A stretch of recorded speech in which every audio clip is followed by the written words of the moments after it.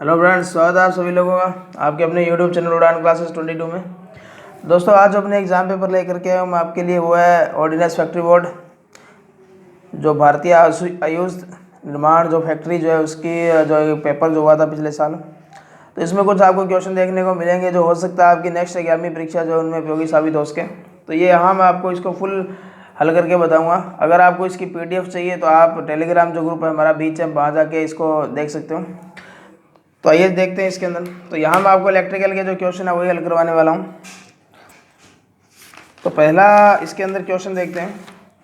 इसके अंदर पहला जो क्वेश्चन दिया गया है इलेक्ट्रिकल का, उस इलेक्ट्रिकल क्वेश्चन की अगर हमने बात करें तो ट्रांसफार्मर से संबंधित है, और इसमें ज़्यादातर क्वेश्चन है वो ट्रांसफार्मर की है। अगला है कि पहला क्वेश्चन है कि निम्न में से ट्रांसफार्मर जो होता है वो किस में चेंजिंग नहीं करता। तो ट्रांसफार्मर जब वोल्टेज में चेंज करेगा तो करंट में अपने आप चेंज होगा, चेंज किस में नहीं होगा, फ्रिक्वेंसी में। अगला है 3 मूल जो विद्युतीय परिमाण क्या होते हैं। तो इलेक्ट्रिकल के अंदर जो आप पढ़ते हो V बराबर IR, तो वोल्टेज होगा, करंट होगा, रेजिस्टेंस होगा, तो C आंसर यहाँ होगा। फिर है कोर को जो लेमिनेटेड किया जाता है वो लेमिनेटेड अपने क्यों करते हैं। तो कोर को लेमिनेटेड किया जाता है एडी करंट को कम करने के लिए।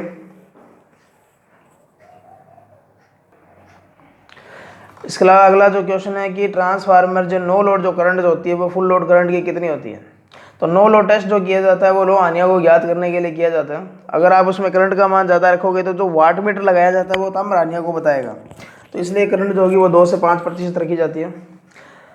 अगला है ट्रांसफार्मर कोर भार यह निर्धारित करने के लिए ज्ञात नहीं किया जाता। यहाँ कोर है, ये भी याद रखो, ये डबल टाइपिंग हुआ है हिंदी के अंदर। इंग्लिश के अंदर आप देखोगे तो नो लो टेस्ट दिया है यहाँ पे। तो नो लो टेस्ट जो होता है वो मैग्नेटाइजिंग करंट ज्ञात करने के लिए किया जाता है, लो क्षति ज्ञात करने के लिए किया जाता है। इसके अलावा इन दोनों का उपयोग आप क्या करते हो, ट्रांसफार्मर की दक्षता निकालने के लिए भी करते हो। लेकिन ये नो लो टेस्ट जो होगा वो कॉपर क्षति नहीं बताता आपको, तो यहाँ आपका राइट आंसर क्या होगा, A होगा। अगला ट्रांसफार्मर की डाई इलेक्ट्रिक स्ट्रेंथ जो होती है वो कितनी होती है।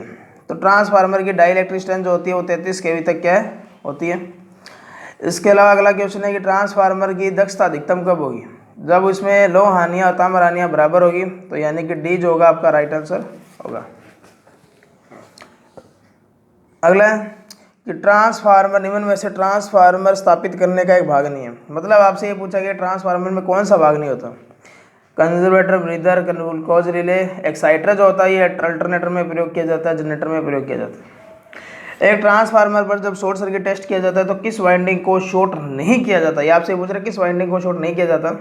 तो ट्रांसफार्मर की जो कौन सी वाइंडिंग को शॉर्ट नहीं किया जाता, तो ये मैं आपको थोड़ा सा समझा देता हूँ कि एक तो ओपन सर्किट टेस्ट होगा, और ओपन सर्किट जो टेस्ट जो होता है एक क्या होता है, शॉर्ट सर्किट। ओपन सर्किट में यहाँ ये ओपन रखेंगे, शॉर्ट सर्किट जो होगा ना यहाँ अपने क्या करेंगे, एक तार से क्या कर देंगे, शॉर्ट कर देंगे, और यहाँ अपने क्या करेंगे, ऑटो ट्रांसफार्मर से इसको क्या करेंगे, सप्लाई से जोड़ेंगे। तो ये जो है ये आपकी हाई वोल्टेज साइड है, ये लो वोल्टेज साइड है। यहाँ ये आपकी लो वोल्टेज साइड है, ये यहाँ क्या है, low voltage high voltage side. तो मतलब शॉर्ट सर्किट के अंदर आप काम क्या करते हो, लो वोल्टेज को तो शॉर्ट करोगे, और कौन सी को शॉर्ट नहीं कर रहे, हाई वोल्टेज साइड को। तो ये उल्टा क्वेश्चन पूछा है, तो यहाँ आपका क्या होगा, परीक्षण करते समय किस और शॉर्ट नहीं किया जाता है, तो उच्च वोल्टेज साइड आपका राइट आंसर होगा। शॉर्ट सर्किट होने की स्थिति में परिपथ में क्या होगा, बहुत धारा प्रवाह होगा, यानी कि अनंत धारा प्रवाह होगा। ट्रांसफर क्या करता है, ट्रांसफार्मर एक परिपथ से दूसरे परिपथ में पावर का ट्रांसफर करता है। अगला किस वाइंडिंग में घुमाव की संख्या अधिकतम होती है। तो ट्रांसफार्मर में एक हाई वोल्टेज साइड होती है, एक निम्न वोल्टेज साइड होती है। तो हाई वोल्टेज साइड जो होगी उसमें घुमाव की संख्या क्या होगी, अधिक होगी। पावर ट्रांसफार्मर की दक्षता 98% तक होती है। अगला है ट्रांसफार्मर को ठंडा करने का एक तरीका है। तो यहाँ जो 3-4 मेथड आपको दिखाई दे रहे हैं उनमें से किसी भी एक तरीके का इस्तेमाल किया जा सकता है। अगला है विद्युत ऊर्जा की इकाई। तो विद्युत ऊर्जा की इकाई देखो क्या होता है। तो ऊर्जा की इकाई आपने पढ़ा होगा, जूल होता है, कैलोरी होता है, इसके अलावा किलोवाट घंटा होता है, ठीक है। इसके अलावा आपने क्या पढ़ते हैं, P बराबर क्या होता है, W बटा में T होता है, W बराबर क्या होता है, P इंटू T होता है, और W की इकाई जूल है, और कार्य भी क्या एक प्रकार की ऊर्जा है, तो आपने पढ़ा भी होगा PE बराबर क्या होता है, E बराबर क्या होता है, P इंटू T होता है। तो ये वाट हो गया, और ये क्या हो गया, सेकंड हो गया। वाट सेकंड भी आपको दे रखा है, यहाँ दे रखा है, ये रो वाट सेकंड है, ये ध्यान रखना। किलोवाट घंटा भी दे रखा है, जूल भी दे रखा है, तो यहाँ सभी जो इकाइयाँ होंगी वो विद्युत ऊर्जा की होगी। अगला एक ट्रांसफार्मर जो इसमें टैपिंग जो दिया जाता है, टैपिंग जो दिया जाता है वो सदैव हाई वोल्टेज साइड पर दिया जाता है। अगला है ट्रांसफार्मर रेटिंग अक्सर किस में व्यक्त की जाती है, तो ट्रांसफार्मर की रेटिंग जो होती है केवीए एमवीए इनमें व्यक्त की जाती है। अगला ट्रांसफार्मर के निर्माण के लिए कौन से कोर का प्रयोग किया जाता है, तो कोर ऐसी होनी चाहिए जिसमें लो हानियाँ कम से कम हो, तो सिलिकॉन स्टील इसका राइट आंसर होगा। अगला भारत में ट्रांसमिट की जाने वाली विद्युत ऊर्जा का अधिकतम वोल्टेज है। देखो यहाँ 4 ऑप्शन में आपको 400 करना है, वैसे वर्तमान में 765 kV है, ये भी याद रखोगे। 66 kV तक वोल्टेज ट्रांसमिशन करने के लिए कितने कोर की केबल का प्रयोग किया जाता है, तो यहाँ आपको पता है कि 3 कोर केबल का ही क्या करेंगे, प्रयोग करेंगे, तो राइट आंसर क्या होगा, 3 कोर होगा। 11 kV तक वोल्टेज के लिए निम्न में से कौन सा केबल प्रयोग किया जाता है, तो देखो केबल अपने मैं बता देता हूँ, क्योंकि नीचे वाले दोनों क्वेश्चन इसी पर बेस्ड है। एक तो होता है बेल्टेड केबल, आर्मर्ड केबल, इनका उपयोग 11 kV तक कर सकते हो आप। इसके अलावा 22 से 66 kV तक आप स्क्रीन केबल का इस्तेमाल करते हो, और इसके अलावा 132 तक यानी कि 66 से 132 तक जो होता है वो प्रेशर केबल या दाब केबल का प्रयोग किया जाता है। ये दाब केबल 2 प्रकार की होती है, एक ऑयल होती है, एक क्या होती है, गैस होती है। तो यहाँ बेल्टेड केबल दे रखा है, तो आपका राइट आंसर क्या होगा, बेल्टेड केबल होगा। फिर 33 से 66 kV, तो 33 से 66 kV तक स्क्रीन केबल का प्रयोग किया जाता है, और इनके अंदर अपनी बात करते हैं तो ये 3 प्रकार की होती है, एच होती है, एस एल होती है, और क्या होती है, एच एस एल होती है।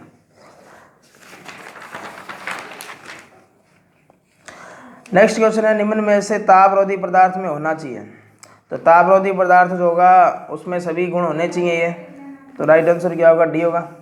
अगला है, निम्न में से कौन एक यांत्रिक चोट के विरुद्ध केबल की रक्षा करता है, तो आपने पढ़ा भी होगा कि जो शीत होती है वो नमी को रोकने का काम करती है, बेडिंग जो होती है वो आर्मरिंग से रक्षा करती है, और आर्मरिंग जो होती है वो बाहर से किसी चोट को रक्षा करती है, काम करती है, यानी कि आर्मरिंग के अंदर पतली पतली तारें जो होती है वो जीआई या स्टील की हो सकती है, तो यहाँ आपका राइट आंसर क्या होगा, आर्मरिंग होगा। अगला, एल्यूमिनियम को बस बार के रूप में वरीयता दी जाती है, तो यहाँ वरीयता इसलिए दी जाती है क्योंकि वो हल्की होती है, और हल्की कब होगी, जब उसका घनत्व क्या होगा, कम होगा, तो राइट आंसर क्या होगा, बी होगा। फिर अगला क्वेश्चन है कि ट्रांसमिशन लाइन में इस्पात पोल को सुरक्षित रखने की आवश्यकता होती है। इस्पात पोल जो होते हैं स्टील वाले होते हैं, तो उनमें दीमक तो नहीं लगती, परिवर्तन या बाहर से कोई वातावरण का प्रभाव भी नहीं पड़ता, लेकिन उनमें जंग लग सकता है, तो क्षरण जो होता है उनसे रक्षा करने की आवश्यकता होती है। अगला, सर्विसमैन जो होता है वो क्या होता है, तो इसको मैं थोड़ा सा समझा देता हूँ। ये मान लिया विद्युत उत्पादन केंद्र है, फिर यहाँ से ये जीएसएस में गया, जीएसएस से फिर डिस्ट्रीब्यूशन केंद्र में गया, डिस्ट्रीब्यूशन केंद्र से अपने पोल तक आया, और पोल से अपने घर में गया। तो ये देखो यहाँ उत्पादन हो रहा है, ये जो बड़ी बड़ी लाइनें तुम लोग देखते हो, बड़े बड़े टावर देखते हो, इनको बोला जाता है फीडर। फिर ध्यान रखना ये भी फीडर है। यहाँ पे जो डिस्ट्रीब्यूशन केंद्र से अपने घरों में खंभे जो आते हैं, जिनमें आप तारें जोड़ करके क्या करते हो, इनमें तारों का जॉइंट नहीं किया जाता क्योंकि हाई टेंशन की लाइनें होती हैं, इनमें कर भी नहीं सकते, इनमें किया जाता है, इनको बोला जाता है वितरक या डिस्ट्रीब्यूटर। वितरक से यहाँ अपने घर में आ रहा है, इनको बोला जाता है सर्विसमैन। यानी कि सर्विसमैन काम क्या करेगा, देखो सर्विसमैन क्या करता है, वितरक और उपभोक्ता टर्मिनल, यानी कि ये आपका घर है और ये सर्विसमैन है, और ये क्या है, वितरक है, ठीक है। तो इन दोनों के बीच में क्या है, सर्विसमैन है, क्योंकि ये आपका घर हो गया, ये आप हो गए, यानी कि खंभे से आपके घर में एक तार आ रही है जिसको सर्विसमैन कहा जाता है, ये मीटर में जाएगी, मीटर किसको, जो मीटर से आप क्या करोगे, घर में सप्लाई लोगे, और वितरक जो खंभे वाली तार है, इन दोनों के बीच में जो सर्विसमैन है वो दोनों के बीच में क्या किया जाता है, जोड़ा जाता है। अगला, निम्न में से कौन सी भारत में उत्पादन वोल्टेज नहीं है, उत्पादन वोल्टेज ध्यान रखना 9.9 नहीं है। इसके अलावा मैं बता देता कौन कौन सी उत्पादन वोल्टेज है, 1.1 kV है, इसके अलावा ध्यान रखना 3.3 kV है, 6.6 kV है, इसके अलावा ध्यान रखना 11 kV होगी अपनी, 13.2 kV होगी, और 33 kV। ये सभी जो है उत्पादन वोल्टेज है, उत्पादन किया जाता है इनका। इसके अलावा 2.2 हो गया, या 4.4 हो गया, इसके अलावा 8.8 हो गया, 7.7 हो गया, 9.9 हो गया, इनका उत्पादन नहीं किया जाता।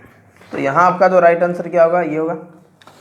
अगला, निम्न में से कौन सी वितरण प्रणाली नहीं है, तो देखो सिंगल फेज 4 तार पद्धति जो होती है ना, वो नहीं होती। सिंगल फेज 3 वायर सिस्टम होता है, 3 फेज 3 वायर, ये डेल्टा में आपने पढ़ा भी होगा, ये स्टार में पढ़ा आपने, और जो सिंगल फेज 4 वायर सिस्टम है ये कभी नहीं प्रयोग किया जाता। अगला, स्किन प्रभाव जो होता है वो किस पर निर्भर करता है, स्किन प्रभाव जो होता है वो फ्रिक्वेंसी पर भी निर्भर करेगा, कंडक्टर का साइज पर भी निर्भर करेगा, डी जो इसका राइट आंसर होगा। अगला, एक स्प्लिट फेज मोटर की जो आवश्यकता होती है, तो स्प्लिट फेज होता है कला विभक्त मोटर जिसको कहा जाता है, ये ऐसी सिंगल फेज सप्लाई पर काम करेगी। अगला 3 फेज 3 कोर फ्लेक्सिबल केबल के मामले में न्यूट्रल का रंग, न्यूट्रल जो होगा उसका रंग कैसा होगा, ब्लैक होगा। अगला इंडक्शन मोटर की गति, तो इंडक्शन मोटर के रोटर की गति जो होगी ना, क्योंकि आपको पता है कि 3 फेज इंडक्शन मोटर जो होगी उसमें क्या होगी, एन और एस पोल घूमेंगे, इनकी जो गति होगी वो क्या होगी, स्टेटर फ्लक्स गति होगी। तो स्टेटर गति से क्या होगा, रोटर की गति हमेशा इंडक्शन मोटर में क्या होती है, कम होती है। तो यहाँ आपका डी ए जो होगा राइट आंसर होगा। एक ट्रांसफार्मर की दक्षता अधिकतम कब होगी, ये थोड़ा सा यहाँ मिसप्रिंट है, इंग्लिश में इसको आप देखोगे तो एफिशिएंसी लिखा हुआ है, तो ये जो है ना यूनिटी पावर फैक्टर जो होगा ना तब अधिकतम दक्षता पर काम करेगा। अगला है भारत में सिंक्रोनस मोटर जो होता है वो क्या देता है, तो सिंक्रोनस मोटर 11 केवी की भी हो सकती है, 33 केवी की भी हो सकती है। तो राइट आंसर क्या होगा, या तो ए और या डी है। फिर है 2 वाट मीटर विधि का प्रयोग, 2 वाट मीटर विधि का उपयोग स्टार डेल्टा दोनों में किया जाता है, जबकि 1 वाट मीटर विधि और 3 वाट मीटर विधि का उपयोग केवल स्टार में किया जाता है। अगला एक फ्यूज का फ्यूजिंग जो फैक्टर जो होता है वो किस पर निर्भर करता है, तो फ्यूज की जो फ्यूजिंग करंट जो है वो आपसे पूछेगी, तो उसके पदार्थ की जो लंबाई होती है उसका व्यास होता है। फ्यूजिंग करंट का आपने फार्मूला भी पढ़ा होगा, आई बराबर क्या होगा, डी, यानी कि आई बराबर क्या होगा, डी की पावर 3/2 होगा। तो उसके व्यास पर भी निर्भर करेगा, उसकी लेंथ के ऊपर भी निर्भर करेगा, उसके पदार्थ पर भी निर्भर करेगा। तो यहाँ आपका राइट आंसर क्या होगा, डी होगा। फिर एक श्रृंखला आरसी सर्किट में शुद्ध शक्ति क्या होगी, तो एक श्रृंखला आरसी सर्किट जो होगा ना जिसके अंदर प्रतिरोध भी होगा और एक क्या होगा, संधारित्र भी होगा।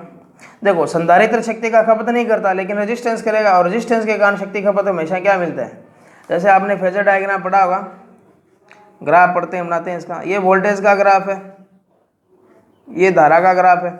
अब इन दोनों के कारण क्या, धारा भी नेगेटिव है और वोल्टेज भी नेगेटिव है, तो पावर का गुणा करोगे ना तो कितना आएगा, पॉजिटिव। यहाँ दोनों नेगेटिव, इन दोनों को गुणा करोगे तो भी क्या आएगा, पॉजिटिव। तो मतलब रेजिस्टेंस के कारण जो शक्ति खपत होगा, क्योंकि कुंडली के कारण तो शक्ति खपत होगा नहीं, तो इसके कारण जो शक्ति खपत होगा वो हमेशा पॉजिटिव में मिलेगा। तो राइट आंसर क्या होगा आपका, बी होगा। अगला है कि विशुद्ध रूप से प्रतिरोध सर्किट में शक्ति वक्र शून्य ही है जब, यानी कि प्रतिरोध वाली यही बात आ गई आपकी कि ये पूछ रहा है कि पावर का वक्र जीरो कब होगा, तो P बराबर क्या होगा, VI होगा। तो P बराबर VI का मतलब कि ये जीरो होगा, तो इन दोनों में से या तो कोई एक मान शून्य होगा तब जीरो होगा, या दोनों मान जीरो होंगे तो जीरो होगा। तो यहाँ विद्युत शून्य है, वोल्टेज शून्य है, विद्युत व वोल्टेज दोनों शून्य है, तो यहाँ आपको अलग अलग कोई ऑप्शन दिया नहीं है, तो यहाँ आपका राइट आंसर क्या होगा, सी होगा। अगला है कि एक सी सर्किट के अंदर जो अधिकतम मान जो होता है वो किसके बराबर होता है, तो यहाँ V मैक्सिमम के बारे में बात कर रहे हैं। तो आपने पढ़ा होगा VRMS बराबर क्या होता है, Vm/√2 होगा। इसको इधर लेके करके आओगे तो क्या मिलेगा, ये चीज़ मिलेगी। इसका मतलब क्या हुआ कि जो V मैक्सिमम होगा वो √2 का मान कितना होता है, 1.414। और RMS मान को तुम लोग क्या बोलते हो, प्रभावी मान। कम तापमान पर अर्धचालक जो होता है वो किसकी तरह व्यवहार करता है, तो हमेशा इंसुलेटर की तरह काम क्या करेगा, व्यवहार करेगा।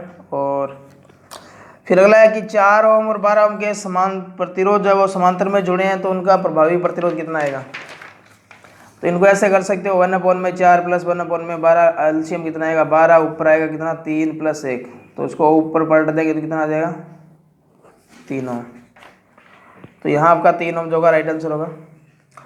अगला है 2 विपरीत बिंदुओं के समरूपी प्रतिरोध की गणना कीजिए जब 4 ओम और 12 ओम के 2 प्रतिरोध समांतर में और एक 6 ओम का प्रतिरोध श्रेणी क्रम में जुड़ा है। मतलब 12 और 4 तो कैसे जुड़े थे, समांतर में, तो इनका भी कितना निकाला था 3, और एक 6 ओम का कैसे जुड़ा है, श्रेणी में, तो 3 इनका हो गया, 6 इसका, टोटल कितना आ जाएगा 9 हो जाएगा। अगला क्वेश्चन है 5 किलो जूल की ऊर्जा 10 सेकंड में विस्थापन का कारण बढ़ती है तो पावर की गणना कीजिए। तो पावर P बराबर क्या होगा, W/T, और कार्य बराबर क्या होता है, बल इंटू विस्थापन अपॉन में क्या आएगा T। तो यहाँ आपको क्या दे रखा है, ऊर्जा आपको यहाँ दे ही रखी है, पावर की गणना करनी है, तो यहाँ इसको क्या करें, T से मल्टीप्लाई कर देंगे। तो 5 किलो जूल है और क्या है 10 सेकंड में, तो 5 किलो जूल का मतलब कितना हो जाएगा 5000 जूल, और पावर पूछिए तो P बराबर W/T होगा, तो W का मान जूल में होगा, तो जूल कितना आ जाएगा 5000, और नीचे भाग से दोगे टाइम से दोगे तो कितना आएगा 10, इसे काटोगे तो कितना आएगा 500। विस्थापन का कोई लेना देना नहीं है यहाँ पे, क्योंकि विस्थापन तो अपने वर्क निकालेंगे तब अपनी आवश्यकता होगी, तो 500 इसका राइट आंसर होगा। अगला IEE इंडियन इलेक्ट्रिसिटी रूल्स के अनुसार वो उच्च वोल्टेज सीमा कितनी होती है? तो उच्च वोल्टेज जो सीमा है वो 33 kV है। ये अंडरग्राउंड केबलों में थोड़ा सा अलग है, आप थोड़ा सा ध्यान रखना कि मैं आपको एक वीडियो प्रोवाइड करूँगा, उसमें देख लेना आप। अगला फ्लोरोसेंट ट्यूब परिपथ में चौक कैसे जुड़ा होता है? तो चौक जो होता है ना वो फिलामेंट जो होगा या तंतु जो होगा उसके सीरीज में होता है। तो यहाँ आपका राइट आंसर क्या होगा? तत्कालीन निम्न वोल्टेज कम करने के लिए, ठीक है। तो यहाँ इस लैम्प का सीरीज होगा, राइट आंसर होगा। अगला है 100 वाट 200 वोल्ट की श्रेणी में दी गई करंट का प्रवाह कितना होगा? तो देखो तुम्हारे से क्या पूछा गया है कि हीटर है वो कितने वाट का है? 100 वाट। देखो यहाँ ये 100 नहीं है, ये इंग्लिश में देखोगे तो 1000 वाट होगा, क्योंकि यहाँ से अगर आप 100 वाट करते हो तो P बराबर VI होता है, और I का मान निकालोगे तो 100/200 होगा। तो यहाँ से तो हल आएगा नहीं, 0.5 आएगा, तो ये 1000 वाट है। यहाँ पे मिसप्रिंट है थोड़ा सा, 5 आएगा इसका। स्टेप अप ट्रांसफार्मर जो होता है वो किस में प्रयोग किया जाता है? घंटी में प्रयोग नहीं किया जाता, ट्रांजिस्टर में नहीं किया जाता, बैटरी चार्जर में नहीं किया जाता। टेलीविजन जो होती है उसमें ना पिक्चर ट्यूब जो होती है उसको हाई वोल्टेज की आवश्यकता होती है। तो यहाँ आपका राइट आंसर क्या होगा? ये होगा। इलेक्ट्रिकल बल्ब का फिलामेंट जो होता है ये सभी को पता है टंगस्टन का बना होता है। अगला है कि करंट इलेक्ट्रिक एक कंडक्टर में विद्युत करंट प्रवाह निम्न में से किसके कारण होते हैं? तो कंडक्टर में धारा का प्रवाह इलेक्ट्रॉन के कारण होगा। सेल्फ एंट्री पूछ लेता तो किसके कारण होता? आयनों के कारण होता। इसके अलावा गैसों में पूछ लेता तो इलेक्ट्रॉन के कारण होता, धनायन ऋणायन दोनों के कारण होता, मतलब आयनों के कारण भी होता है। फ्लेमिंग का बाएं हाथ का रूल जो होता है वो DC मोटर पर लागू होगा। AC से DC इसके प्रयोग से किया जा सकता है। तो AC से DC का उत्पादन करना है तो आप लोग काम क्या करोगे? AC को क्या करना है? DC में चेंज करना है तो कन्वर्टर का प्रयोग किया जाता है। DC शंट मोटर को किस में वरीयता दी जाती है? तो लैथ मशीन जो होती है इसके अंदर इसका इस्तेमाल किया जाता है। फिटर वाले स्टूडेंट जो होते हैं लैथ मशीन अच्छी तरीके से जानते हैं। एक परिपथ में फ्यूज का उद्देश्य है। तो फ्यूज जो काम क्या करता है, जब अत्यधिक करंट जो होगी ना तब वो काम करेगा। मतलब यहाँ आपका क्या होगा? C होगा। BOT यूनिट को कहा जाता है, बोर्ड ऑफ ट्रेड यूनिट जो होती है उसको किलोवाट घंटा के बराबर होगी, 1 यूनिट के बराबर होगी। तो यहाँ B आपका राइट आंसर होगा। फ्यूज वायर परिपथ में कैसे जुड़ना चाहिए? तो लाइव तार जो होता है, जो आपका फेज तार होता है उसके सीरीज में हमेशा जोड़ना चाहिए। तो A राइट आंसर होगा। शुष्क सेल जो होता है, शुष्क सेल का EMF कितना होता है? 1.5 वोल्ट जो होगा शुष्क सेल का EMF होता है। घरेलू वायरिंग और जो छोटी इकाइयों में सुरक्षा के लिए आप MCB का इस्तेमाल करते हो तो राइट आंसर क्या होगा? MCB होगा। नॉन सैलिएंट पोल, तो देखो एक सैलिएंट पोल होता है, एक नॉन सैलिएंट पोल होता है। तो नॉन सैलिएंट पोल किसको कहा जाता है? जो बेलनाकार रोटर जो होता है ना उसको कहा जाता है। जैसा बेलनाकार रोटर ऐसे होता है ना, ठीक है। तो ये बेलनाकार को क्या बोलते हैं? सिलेंड्रिकल बोल दो चाहे नॉन सैलिएंट बोल दो। तो ये नॉन सैलिएंट पूछ रहा है आपसे। और सैलिएंट पोल कैसे होता है? ऐसे वर्ताकार आकृति में होता है, ठीक है। इस तरीके से यहाँ खांचे से बने होते हैं, ठीक है, जिनमें अपने वाइंडिंग की जाती है। तो नॉन सैलिएंट पूछ रहा है ना, तो यहाँ वाष्प इंजन होगा, यानी कि जो थर्मल या बिजली जो वहाँ भाप से बिजली बनाई जाती है वहाँ इनका इस्तेमाल किया जाता है। अगला है 100 वाट का बल्ब 10 घंटे तक चलता है, खपत विद्युत ऊर्जा की गणना कीजिए। तो विद्युत ऊर्जा जो होगी ना वो क्या होगी? वाट इंटू घंटा बटा में क्या होगी? 1000 होगी। वाट का मान आपको 100 दे रखा है, घंटा 10 दे रखा है, तो करोगे कितना करेगा? आ जाएगा 1000 आ जाएगा। 1000 को जब 1000 से डिवाइड करोगे तो कितना आ जाएगा? 1 यूनिट आ जाएगा, चाहे 1 किलोवाट घंटा लिख दो, एक ही बात है। तो राइट आंसर क्या होगा? D होगा। अगला 3 पॉइंट स्टार्टर में स्टार्टर का प्रयोग किया जाता है। 3 पॉइंट स्टार्टर जो होता है ना वो शंट या कंपाउंड दोनों मोटर के लिए प्रयोग किया जाता है। तो D आंसर राइट होगा। अगला ओवरलोड रिले, तो देखो लोड बढ़ेगा तो करंट बढ़ेगी, तो करंट बढ़ेगा तो इसका मतलब क्या करेगी? तो ये ओवरलोड रिले जो किससे निरीक्षा करेगी? अतिरिक्त धारा से क्या करती है? ओवरलोड बोला है तो अब अति भार होगा, ठीक है। यहाँ इसका D आंसर नहीं होगा, B आंसर नहीं होगा, C आंसर होगा, अति भार होगा। अगला DLO में फ्यूज किससे सुरक्षा देने के लिए प्रदान किया जाता है? तो ये जो है ना शॉर्ट सर्किट से सुरक्षा प्रदान करने के लिए प्रयोग में किए जाते हैं। यानी कि DLO स्टार्टर जो होगा वहाँ अपने फ्यूज जो लगाते हैं वो किस लिए लगाते हैं? शॉर्ट सर्किट से सुरक्षा प्रदान करने के लिए। अगला है फिल्टर का प्रयोग किस लिए किया जाता है? तो फिल्टर आपको पता है पल्सेटिंग DC को शुद्ध DC में बदलने का काम करेगा। तो यहाँ पल्सेटिंग DC संकेत को शुद्ध DC संकेत जो होगा आपका राइट आंसर होगा। बिजली के हीटर किसके बने होते हैं? तो बिजली के जो हीटर जो होंगे ना वो तुम्हारे किसके बने होते हैं? क्रोम्ड लोहा, या जिसको बोलते हैं ना आप लोग नाइक्रोम। तो नाइक्रोम किसका बना था? निकल और क्रोमियम का बना था। प्रत्येक लीड ML सेल में निष्कासन प्लग निकाल दिया जाता है ताकि, तो देखो चार्जिंग जब जरूरी हो चलिए इलेक्ट्रोलाइट डाल्स के, ये जो वेंट प्लग आप जब निकालते हो ना, तो इसका काम क्या होता है कि आप तीनों ही काम कर सकते हो। इलेक्ट्रोलाइट के स्तर की भी जांच करने के लिए उसको खोलने का काम करते हो, गैस को बाहर निकालने का भी काम कर सकते हो। तो यहाँ आपका राइट आंसर क्या होगा, डी होगा। अगला है फ्यूज वायर जो होता है वो सर्किट में कैसे जुड़ा होता है। तो यहाँ आपका इधर वाला जो क्वेश्चन है वो सेम दे दिया शायद, तो यहाँ फ्यूज वायर भी सेम दे दिया, इधर ये क्वेश्चन भी वापस सेम आ गया। तो यहाँ 87 नंबर वापस क्या होगा, श्रेणी क्रम में लाइव वायर क्या होगा, राइट आंसर होगा। अगला है जो अर्थ तार जो होता है ना, उसका न्यूनतम आपसे साइज पूछा गया है, तो उसका न्यूनतम साइज 14 WG से कम नहीं होना चाहिए। आजकल चांदी के रूप में सबसे सस्ती धातु कौन सी है, आजकल चालक के रूप में सबसे सस्ती धातु कौन सी है, तो एल्यूमिनियम होगा। कौन सा धातु सर्वोत्तम चालक है लेकिन अत्यधिक कीमती है, तो चांदी होगा। गीजर में थर्मोस्टेट जो होता है वो किसका क्या कैसे लगाता है, तो वो श्रेणी क्रम में लगा होगा, ध्यान रखना, ये आपका राइट आंसर होगा। अगला है केबल ट्रे से केबल को किस प्रकार से फिक्स किया जाता है, तो ये क्लैंप से फिक्स किया जाता है। सतत वायरिंग सरिये के वायरिंग हेतु किस सामग्री का प्रयोग किया जाता है, इसको इंग्लिश में देखना ही पड़ेगा, लास्ट में देखेंगे। ओम किसकी गई है, तो ओम ध्यान रखना ये R, XL, XC सभी की क्या है, यूनिट है। फिर आपसे पूछा है कि चालक का वह गुण जिसके कारण धारा का प्रवाह होता है, तो कंडक्टेंस क्या कहलाता है, कंडक्टेंस कहलाता है। संवाहता व्युत्क्रम होती है, तो आपसे पूछा है चालकता किसकी व्युत्क्रम होती है, तो चालकता रेजिस्टेंस की क्या होती है, व्युत्क्रम होती है। फिर है किसी चालक का प्रतिरोध व्युत्क्रम रूप से बढ़ता है जिससे बदलता है, तो व्युत्क्रम रूप से किससे बढ़ेगा, R बराबर क्या होता है, L/1 में होगा।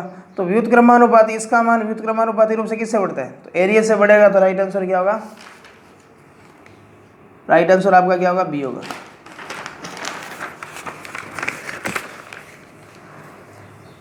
जिस यंत्र से विद्युत धारा का पता लगाते हैं उसे कहते हैं, धारा की उपस्थिति का पता लगाने के लिए आप गैल्वेनोमीटर का प्रयोग करते हो, ये भी याद रखोगे। श्रेणी क्रम में समांतर डीसी सर्किट के लिए कौन सा कथन सत्य है, तो देखो धारा श्रेणी क्रम में समांतर क्रम में नहीं जुड़ती, वोल्टेज नहीं जुड़ती, धारा भी नहीं जुड़ती, ठीक है। शक्ति जो होती है ना, जैसे सीरीज होती है समांतर, दोनों में जोड़ने का काम किया जाता है। अगला है फ्यूज तार की रेटिंग हमेशा किसमें दी जाती है, तो फ्यूज तार की रेटिंग हमेशा किसमें दी जाती है, एम्पियर में। तो दोस्तों ये कुछ इंपॉर्टेंट क्वेश्चन थे, तो नेक्स्ट टाइम अपने नेक्स्ट एग्जाम को हल करेंगे, इसरो का एग्जाम हल करेंगे। तो दोस्तों चैनल के साथ जुड़े रहिए, चैनल के साथ बने रहिए, धन्यवाद।